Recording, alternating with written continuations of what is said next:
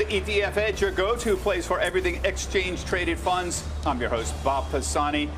Two experts in crypto assets today, but a lot more than that. These guys know a lot about a lot of different subjects. We're going to pick their brains here. Rick Edelman is the founder of Edelman Financial Engines, the #1 RIA, that's a registered investment advisor in the U.S. He founded the RIA Digital Assets Council 3 years ago. He's with us, along with Jan van Eck, my old friend, Jan van Eck from Van Eck, an authority on commodities, and the man behind the Bitcoin ETF. Jan, last week, we got to start with this again. The SEC again delayed that Bitcoin ETF. They now have a thumbs up or down date.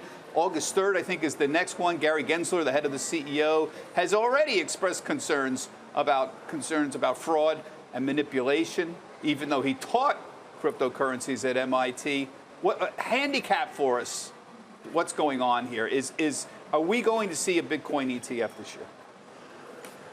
Well, it doesn't sound like the chairman is putting it high on his agenda. So, I leave it. I don't have any inside information on this, but we've been through this application cycle, so they don't need to really make a decision in August. It's sort of an artificial deadline, as was the one last week. So it is what it is. Other regulators are bank regulators internationally, the OCC, a lot of other regulators are looking at how banks can get involved. I would say that's interesting news. State Street has announced they've created a new division for digital assets, but the SEC is just not moving fast on this. Rick, maybe you can weigh in on this. #1, on Bitcoin ETF, but more importantly, you're going to be leaving your post as head of Edelman Financial Engines. Big news last week. I want to talk to you about that a little bit more, but you're going to be expanding the work in cryptocurrencies. With the Digital Assets Council, you founded that 3 years ago. But tell me about blockchain and digital assets. What are you telling financial professionals about where that fits in with their portfolio? Well, it's the future. This is the first new asset class in 150 years, and it's not going away. And I think over the next couple of years, it'll be a routine part of any diversified portfolio.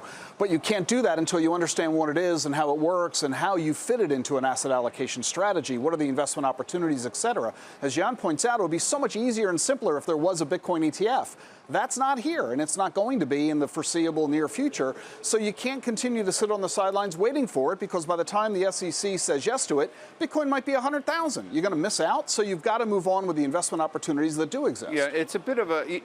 It's amazing the crypto community, they sort of levitated themselves into believing somehow that because Gary Gensler taught cryptocurrency at MIT, therefore he gets it, therefore he's going to approve of it, but that logic is specious. Just because you teach about World War II doesn't mean you liked Hitler. I'm not suggesting the SEC hates Bitcoin or that Gensler does, but the point is his knowledge of it is perhaps not necessarily equal to immediate approval of it. And as Jan points out, the SEC has more important, urgent things to deal with. It's just not necessarily #1 on their to-do list.